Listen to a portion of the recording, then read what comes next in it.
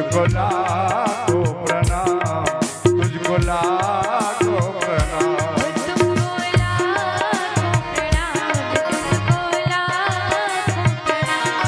तुझको लाखों प्रणाम, तुझको लाखों प्रणाम।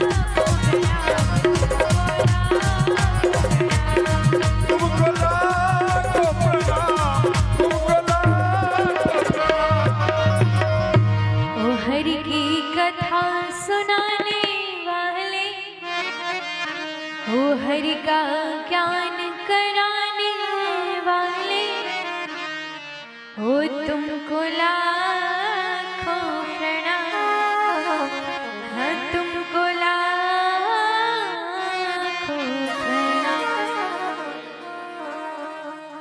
ओ हम ले गए विष का प्याला, हजार है थे उनके वो सत का मार्ग बताने वाले, हरि का ज्ञान कराने वाले हो, तुमको लाखों प्रणाम, हाँ तुमको लाखों प्रणाम। बोलिए अपने अपने गुरुदेव भगवान की, बोले श्री सुखदेव मुनि महाराज की जय। आज परीक्षित जी ने सुंदर भाव के साथ में श्री सुखदेव जी महाराज का पूजन किया। जब सुखदेव जी कुशल पूर्वक विराजमान हो गए, तो आज परीक्षित जी ने विनम्र हाथ जोड़ करके सुंदर भाव से प्रश्न किया कि हे प्रभु, हे नाथ, मेरी 7 दिनों में मृत्यु होने वाली है, मैं ऐसा कौन सा कार्य करूं, मैं ऐसा कौन सा कर्म करूं कि जिसके करने से मेरा उद्धार हो जाए। आज सुखदेव जी ने यह प्रश्न सुना, बड़े प्रसन्न हुए। परीक्षित जी के प्रश्न की प्रशंसा करते हैं। क्या कहा? वर्यानेशिते प्रश्नः कृतो लोकहितं नृप, आत्मविद् सम्मतः पुंसः श्रोतव्यादिषु यः परः। हे राजन, तुमने बड़ा ही उत्तम प्रश्न किया है और ऐसे प्रश्न की बड़ी श्रेष्ठ जन प्रशंसा करते हैं। क्यों? क्योंकि लोगों को पता भी होता है कि उनकी मृत्यु होने वाली, फिर भी वह जागते नहीं। देखा जाए तो यह जो शाप है परीक्षित जी का, 7 दिन का शाप, ये परीक्षित जी को नहीं बल्कि हम सभी को लगा है। अच्छा एक बात बताइए, परीक्षित जी को तो पता था कि वो 7 दिन में मर जाएंगे, हमें तो ये भी नहीं पता कि कितने दिन में मृत्यु होगी। और ये जो 7 दिनों का शाप है, ये परीक्षित जी के लिए नहीं बल्कि हम सभी के लिए। कैसे, ये बताइए, सप्ताहों में कितने दिन होते हैं? 7। और इन्हीं 7 दिनों में एक दिन व्यक्ति आता है और एक दिन व्यक्ति चला जाता है। तो देखा जाए हम सभी के पास 7 दिन ही तो है, तो तैयारी हमेशा करना चाहिए। अच्छा आपने हर जगह देखा होगा लिखा रहता है यहाँ पे बैठना मना, यहाँ पे सोना मना, यहाँ पे थूकना मना, यहाँ पे ये करना मना है, यहाँ पे वो करना मना है। तो क्या कहीं पे आपने लिखा हुआ देखा कि यहाँ पे मरना मना है? बताइए, आज तक आपने कभी देखा कि इस स्थान पर मरना मना है? नहीं देखा? देखा कि नहीं? नहीं देखा। क्यों? क्योंकि मृत्यु जीवन का ऐसा बड़ा सत्य है जिसे कभी किसी भी प्रकार से टाला नहीं जा सकता। भाई जीवन तो ठीक वैसा है जैसे आप किराए पे घर लो। हाँ, ध्यान से सुनिएगा, आप एक किराए पे घर लो और मकान मालिक जब चाहे हमको उस घर से बाहर कर सकता है। इसी प्रकार हम सभी इस संसार में किराए के घर में रह रहे हैं। हाँ? और भगवान जब चाहे तब हमको इस धराधाम से बुला सकते हैं अपने पास। जिस प्रकार वह मकान मालिक अपना रूम खाली करवाता है ना, तो बोलेंगे चलो संसार में ज्यादा रह लिया, अब जगह खाली करो, दूसरा आएगा। हाँ? तो कहने का अर्थ यह है कि व्यक्तियों को पता भी रहता है कि उनकी मृत्यु होने वाली, फिर भी वह जागते समझते नहीं। बस सुबह उठना, सोना, बढ़िया खाना पीना, फिर सो जाना। क्या अर्थ है?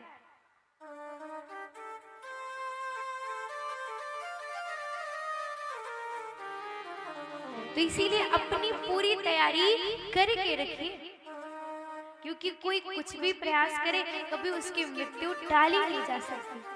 आपने माइकल जैक्सन का नाम सुना है? हाँ? कौन थे?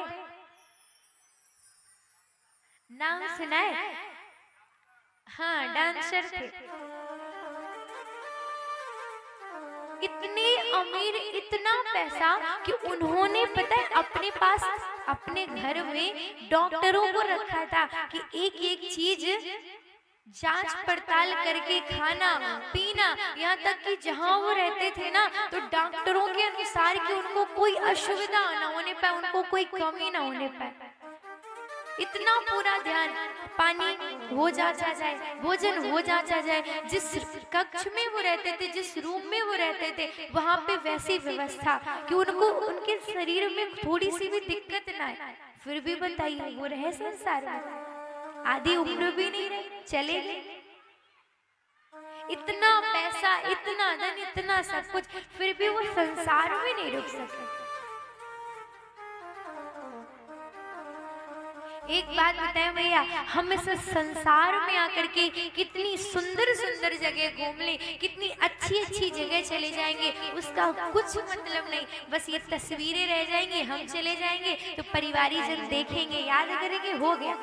लेकिन आप जीवन में जितना धाम चले जाओगे, जितना तीर्थ चले जाओगे, जितना पुण्य कर लोगे, वह हमारा पुण्य, हमारा धाम गया हुआ, हमारे मंदिर का जो फल होगा ना, वह हमारे इस लोक में भी और उस लोक में भी जरूर लगेगा। अभी आप लोगों ने जयपुर की बात सुनी? हाँ? न्यूज तो देखते नहीं है, सीरियल के आगे टाइम का। हाँ? जयपुर में एक सीएनजी और एलपीजी के ट्रक थे, टैंकर। एक टैंकर में सीएनजी गैस भरी थी, एक टैंकर में एलपीजी गैस भरी थी। तो दोनों, वो जो एलपीजी वाला था वह ट्रक अपना मोड़ रहा था, तो सीएनजी वाला आया, उसने एलपीजी वाले टैंकर में गाड़ी लड़ा दी, अपने ट्रक को लड़ाया। तो जो जहां से मतलब कि डालते ना टैंकर में अंदर गैस, तो वो खुल गया पाइप उसका, और पास में पेट्रोल पंप था। तो भाई कहते नहीं गैस तो गैस, अब कोई बीड़ी भी बगल में पिए तो वहां जाएगी तो आग लग जाएगी। अब गैस उड़ने लगी, इतना भयंकर धमाका हुआ, इतना तेज धमाका हुआ कि एक डबल डेकर बस उसमें बैठे हुए व्यक्ति झुलस झुलस के कुछ मर गए, कुछ अभी हॉस्पिटल में। और जो ट्रक थे, ट्रक ड्राइवर थे, उनका तो कुछ पता ही नहीं चला। तो इसमें हमारे संत जनों ने विचार दिया कि जो व्यक्ति जले तो पता है कहीं ना कहीं उनके पूर्व जन्म का संयोग रहा होगा। अब हमारे नजरों में तो अवश्य हादसा है, लेकिन आपने देखा कभी कभी व्यक्ति 4-4 मंजिल से गिर जाता है, पता चले उसे खरोंच भी नहीं आती। आप रोड के ले लीजिए, कभी कभी किसी व्यक्ति का ऐसा एक्सीडेंट होता है कि उसकी गाड़ी पीछे को जाती है लेकिन उसमें खरोंच भी नहीं आती। और कभी कभी व्यक्ति थोड़ा सा गिरे, उसे इतनी बड़ी चोट लग जाए, इतना बड़ा हो जाए कि आप सोच भी नहीं सकते। तो कहने का अर्थ यह है कि व्यक्ति यदि अपने बुरे कर्म करता है तो उसे उसका भोग जरूर करना पड़ता है। भाई वो जो जल जल करके मरे हैं तो उन्होंने भी किसी को भून भून के मारा होगा, किसी को जला जला के मारा होगा, तभी आज वो खुद जल के मरे हैं। नहीं, व्यक्ति इतनी गहरी नदी में डूबने के बाद फिर से बच जाता है। हम स्वयं अभी पिछले वर्ष हम गए थे कथा करने मध्य प्रदेश में, आपने बेड़ा घाट नाम सुना हो, वही पास में कथा हो रही थी। तो हम नर्मदा नदी स्नान करने गए थे और इतना भयंकर डूबे थे, इतना भयंकर। 5 दिन की कथा हुई थी, 2 दिन की शेष रह गई। हमें लगा अब हो गई ठाकुर जी की सेवा। हम हाथ जोड़े, हमने कहा ठाकुर जी अब तो बुला रहे हो, धाम कथा संभालना, हम आ रहे हैं आपके पास। बस राधे राधे मन में चले और उस स्थान पे कोई भी नहीं था, केवल हमारे साथ जो यजमान परिवार गए थे बस वही थे। क्योंकि हम लोग सुनसान वाले घाट पे गए हुए थे। अच्छा, हमें ये भी नहीं था कि हम किसी को चिल्लाएं, और इतना गहराई पे गए थे क्योंकि आप सभी ने सुना होगा नर्मदा मैया बहुत गहरी होती है। और तभी वहीं पे मतलब जिस स्थान पे थे, जो नाव चलाते हैं, जो जिनको तैरना आता है, वो भी जाने के लिए डर रहे थे। तभी वहां पे तिलकधारी व्यक्ति आए, उन्होंने केवल हमारा हाथ मात्र पकड़ा है और उतने में हमको बाहर बिठाया। हमने इतना पानी पिया था, नदी का इतना पिया, अंदर गया था, लेकिन बेहोश तक नहीं हुआ। ये ठाकुर जी की कृपा है। तो कहने का अर्थ यह है कि आप अपने कर्म श्रेष्ठ रखोगे तो आपके साथ कभी बुरा नहीं होगा। और यदि आपने कर्म बिगाड़े तो आप किसी भी कोने में रह लो, कुछ भोग तो यहाँ करोगे, कुछ भोग ऊपर जाने के बाद भोगना पड़ेगा। मैया कथाएं इसीलिए होती हैं, आपको कथा इसीलिए सुनाई जाती है कि आपका मार्गदर्शन हो, आप सभी जागे, आप सभी समझें कि आप सभी गलत कर रहे हैं कि सही कर रहे हैं, आपको क्या करना चाहिए क्या नहीं करना चाहिए।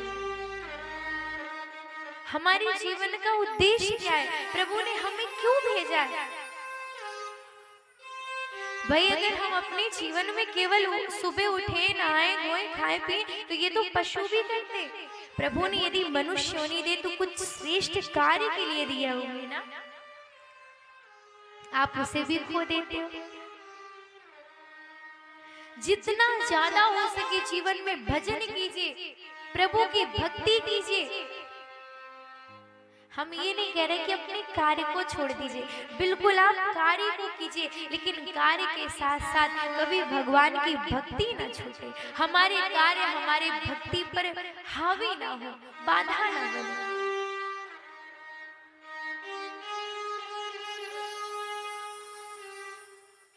सदैव इस बात का ध्यान रखें कि प्रभु ने यह अनमोल जीवन दिया है। तो कभी कभी ऐसा होता है आप लोगों का मन नहीं लगता। अच्छा ये बताइए, भक्ति करने में किसका किसका मन नहीं लगता? हाथ उठा के बता। अच्छा, मन का ऐसा है कि जब आप पूजा करने बैठते हो तो आपका मन इधर उधर होता है। किसका किसका हाथ उठा के बताएंगे। बाकी लोग का मन लगता है अच्छे से, हाँ? अच्छा किसका किसका भक्ति करने में मन लगता है, हाथ उठा के बताइए। अच्छा, और किसका किसका नहीं लगता है? और जब आप भक्ति करने बैठे तो मन इधर उधर होता है ना, किसका किसका मन विचलित होता है, ये बताइए, किसका किसका मन भटकता है? अच्छा, जब पूजा करने बैठते हो, जैसे अभी आपके ग्राम में या सुंदर कथा चल रही है, आप पूजा करने बैठो तो किसका किसका मन झूले पे आता है? देखिए, हम सभी का मन क्यों भटकता है? क्योंकि हम सभी ने प्रभु से अभी तक कोई रिश्ता नहीं बनाया है। देखिए, प्रभु से हमारा कुछ ना कुछ रिश्ता होना चाहिए, चाहे वह भाई का हो, चाहे वह पिता का हो, चाहे वह सखा का हो। जब शाम को हम सुबह तो पूजा करते हैं, लेकिन जब शाम की आरती करें ना, तो प्रभु से बताएं कि आज प्रभु दिन में ऐसा ऐसा हुआ, हमने ऐसे किया, हमने इस तरह किया, हमने इस तरह किया। हे नाथ, अब आप संभालो, जैसे हैं हम तो आपके हैं। और एक बात और, आपका मन लगे ना लगे, लेकिन आप भक्ति करोगे ना तो आपको फल मिलेगा। मानस की चौपाई याद आ रही है, और मानस में लिखा है, तुलसी मेरे राम को रीझ भजो चाहे खीज, भौम पड़ा जामत सभी उल्टा सीधा बीज। आप भगवान को, उनके नाम को उल्टा लीजिए, सीधा लीजिए, क्योंकि वाल्मीकि जी उल्टा नाम जपत जग जाना, वाल्मीकि भय ब्रह्म समान। उन्होंने इतने बुरे कर्म किए थे कि उनके मुख से राम नहीं निकल रहा था। क्या निकल रहा था? मरा मरा मरा। आपने कभी सुना उनकी कहानी? मरा मरा मरा। लेकिन अंत में ऐसा समय आया कि राम निकला और वह ब्रह्म के समान हो गए। तो चौपाई क्या समझाती है? तुलसी मेरे राम को रीझ भजो चाहे खीज, भौम पड़ा जामत सभी उल्टा सीधा भी। जैसे हम ये बताइए, यहाँ खेती कौन कौन करता है? हाथ उठा बताइए। किसान कौन कौन है? खेती कौन कौन कौन जाते हैं? अच्छा, जो जाते नहीं उन्हें भी पता होगा। जैसे खेत में गेहूं बोया जाता है, तो ये बताइए, जब हम गेहूं के बीज डालते हैं तो क्या आज तक हमने देखा कि बीज उल्टा पड़ा है कि सीधा पड़ा है? देखते हैं? कभी बीज को उठा के देखा कि बीज हमारा उल्टा है कि सीधा है? नहीं देखते ना। लेकिन समय आने पर वह बीज अंकुरित होते हैं, फसल तैयार होती है और हमारे घर में फसल आती भी। तो इसी प्रकार आप भगवान का नाम उल्टा लो, सीधा लो, मन से लो, बिना मन के लो। यदि आप लोगे ना तो आपका कल्याण जरूर होगा। इसीलिए आप भगवान का नाम लेते रहिए। जरूरी नहीं कि आप 10 घंटे की साधना करो, आप भगवान का 10 मिनट नाम लो, बस 10 मिनट मन से नाम। उस 10 मिनट में फिर और कुछ नहीं, केवल भगवान और आप। बोले श्री वृंदावन बिहारी लाल की जय, बोले राधा रानी सरकार की जय, बोले श्रीमद् भागवत महापुराण की जय। आज सुखदेव जी ने परीक्षित जी के प्रश्न की प्रशंसा की और बताया कि हे राजा, आपके वंश में, शूर वंश में एक राजा खटवांग, जिनकी मृत्यु के केवल 42 मिनट शेष थे और उन्होंने भगवान को प्राप्त किया। और हे राजन, जिसकी मृत्यु होने वाली हो, जिसे ज्ञात हो या ना ज्ञात हो, फिर भी उसे ये कार्य करना चाहिए, उसे भगवान का नाम लेना चाहिए, भगवान के तीर्थों का दर्शन करना चाहिए, भगवान के धामों का दर्शन करना चाहिए। क्योंकि जिसने अपने जीवन में अपनी जीवा से भगवान का नाम नहीं लिया, उसकी जीवा मेढक के समान है। जैसे आपने मेढक को देखा, मेढक टर टर टर टर करता है ना, ठीक उसी प्रकार यदि आप नाम नहीं लेते हो तो आपकी जीवा उसी मेढक के समान व्यर्थ है। जैसे वह मेढक टर टर टर टर करता है ना, उसी प्रकार आपकी जीवा, आपकी भी जीवा वैसी। अच्छा, आपने कभी अपने नेत्रों से धामों का दर्शन नहीं किया तो आपके नेत्र बेकार हैं। कभी गुरुदेव का दर्शन नहीं किया तो आपके नेत्र व्यर्थ हैं। इसीलिए निरंतर भगवान का नाम लेते रहिए, क्योंकि जब व्यक्ति ज्यादा माया में पड़ता है ना तो माया बिगाड़ती है उसे। अच्छा, एक बड़े सुंदर संत जी थे। तो एक बार वो एक ग्राम में गए, तो ग्राम के बाहर एक वृक्ष के नीचे वह लेटे हुए थे। तो ग्राम के जो ग्रामवासी थे उनके पास गए, बोले गुरुजी कुछ चाहिए, गद्दा तकिया बिस्तर कुछ चाहिए तो बताइए। तो उन संत जी ने बड़ी सुंदर बात कही, पता है क्या कहा था? जमीन पर लेट जाते हैं, सिराने हाथ रखते हैं, और हम तो अपना गद्दा तकिया सदा ही साथ रखते हैं। कैसे?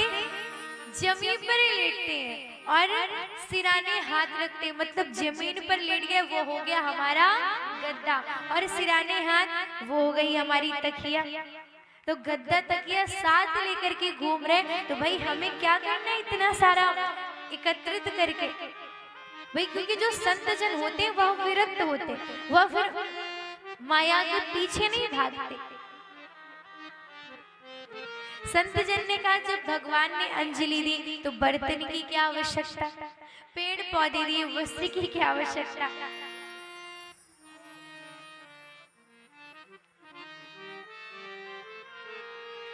ये तो संत जनों का स्वभाव है, जो किसी न किसी रूप में आकर के प्राणी जनों की सहायता करते और मार्गदर्शन करते कि व्यक्ति को माया में नहीं फंसना चाहिए। बोलिए शिवा के बिहारी लाल की जय, बोलिए राधा रानी सरकार की जय। एक बार सभी भक्त दोनों हाथ उठा के भाव से बोलेंगे राधे राधे, जय जय श्री राधे, जय जय श्री राधे, जय जय श्री राधे, जय जय श्री राधे, जय जय श्री राधे श्याम।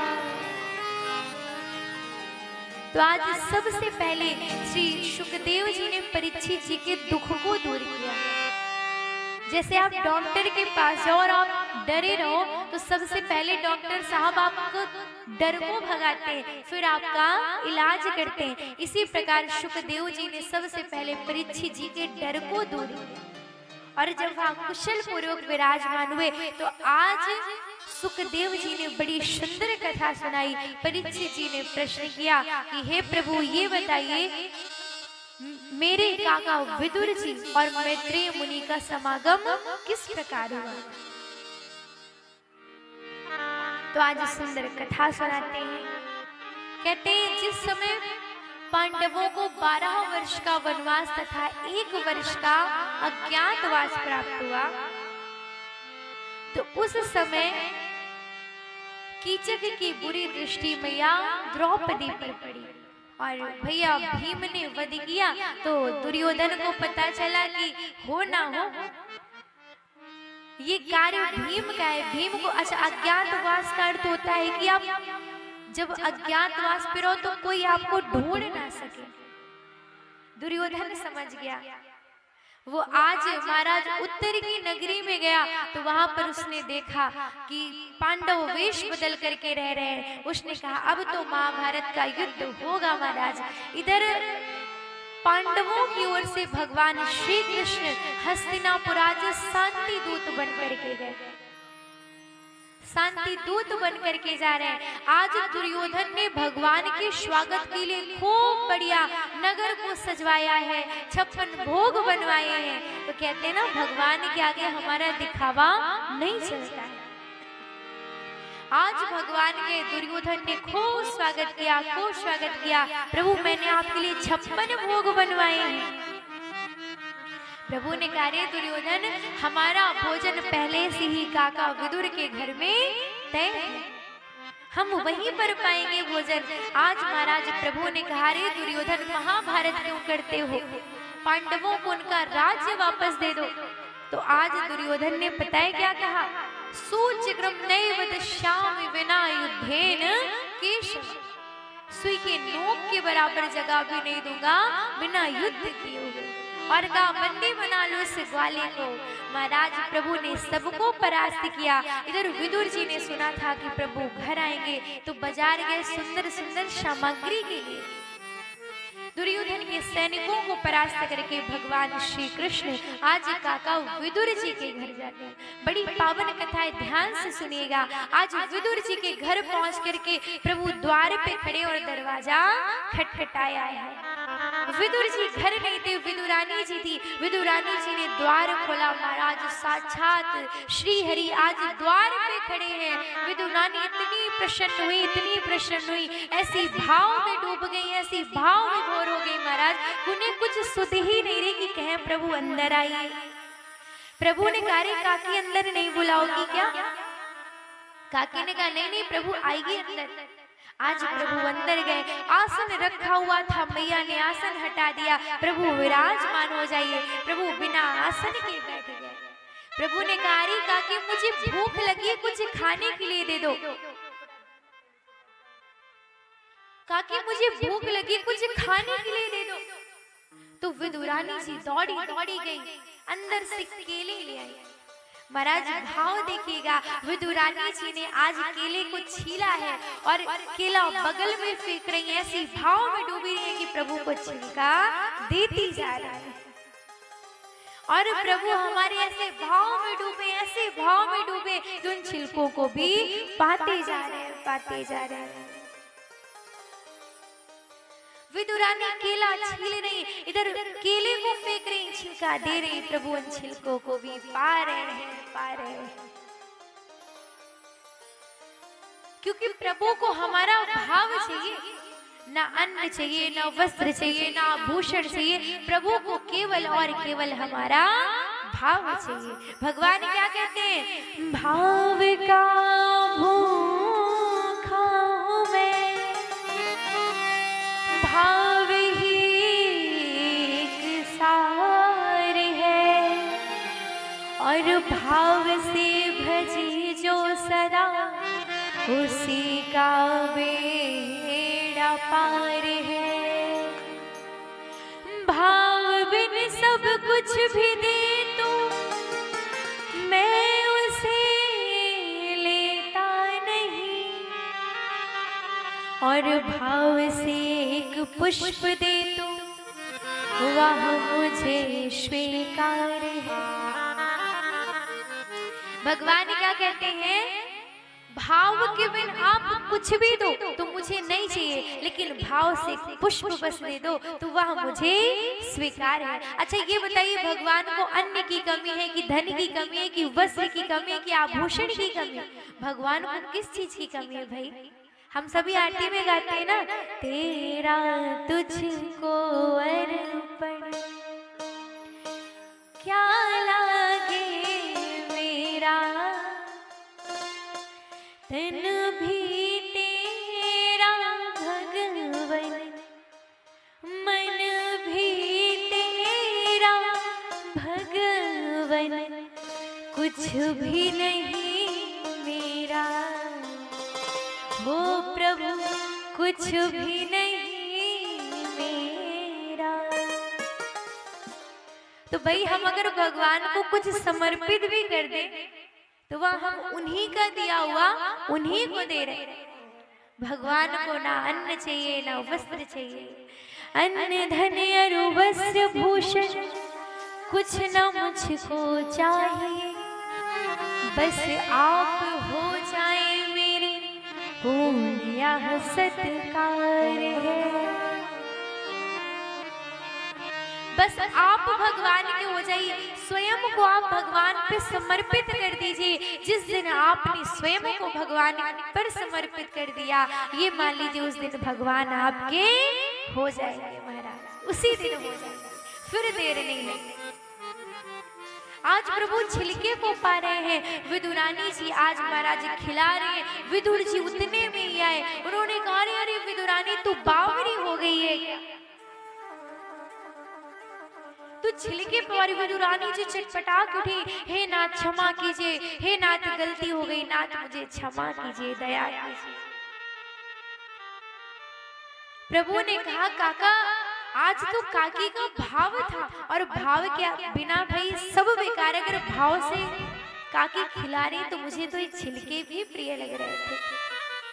पत्रम पुष्पम फलम तोयम यो मे भक्त्या प्रयच्छति तदहं भक्त्युपहंतम स्नामि प्रयतात्मनः। प्रभु कहते मेरा भक्त भाव से पत्र पुष्प फल जल जो भी समर्पित करता है मैं सबको स्वीकार करता हूँ। बस भाव से स्वीकार कर, बस भाव से वह मुझे समर्पित करे। और ये मान लीजिए जब भी आपको आवश्यकता पड़े आप भगवान को भाव से बुला के देखिएगा, भगवान तुरंत आपके समक्ष आ जाएंगे, क्योंकि भगवान के लिए सबसे बड़ा आपका प्रेम है। दुर्योधन का मेवा त्यागे साग विदुर खाए, वो सबसे ऊंची प्रेम सगाई, वो सबसे ऊंची प्रेम सगाई।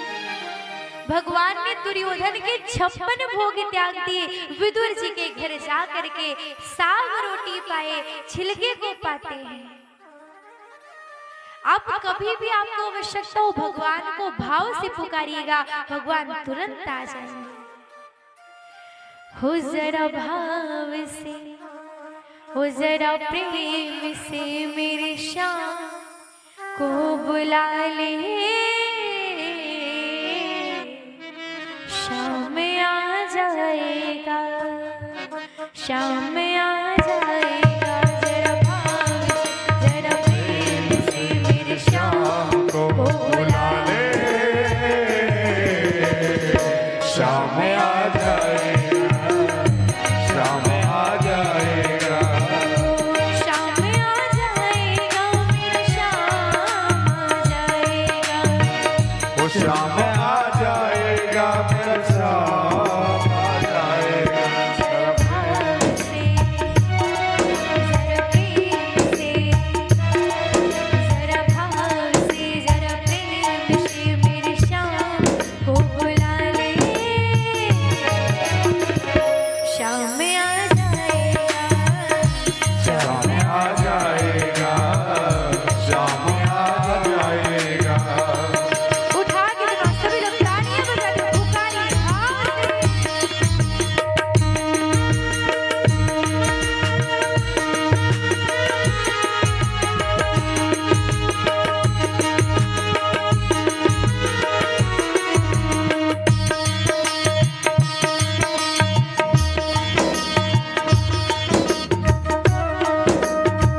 तालियां बजाते प्रेम से।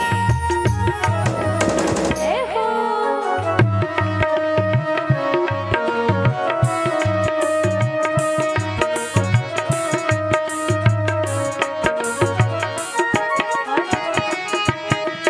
भावना का भूखा है श्याम ये हमारा, इसके सिवा नहीं एक पल गुजारा।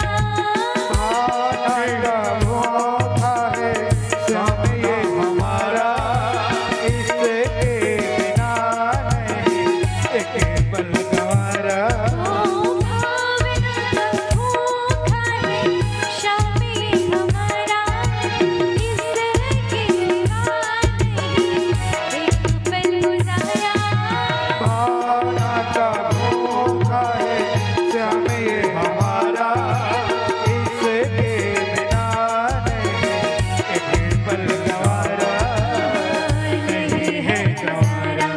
दो भाव से, दो प्रेम से, दो भाव से, दो प्रेम से, दो फूल दो चढ़ा दे, शाम आ जाएगा, शाम आ जाएगा, शाम आ जाएगा। जरा भाव से, जरा प्रेम से मेरे श्याम को बुला ले, शाम आ जाएगा, शाम आ जाएगा। उठा के तो ना सभी लोग तालियां बजाते हैं।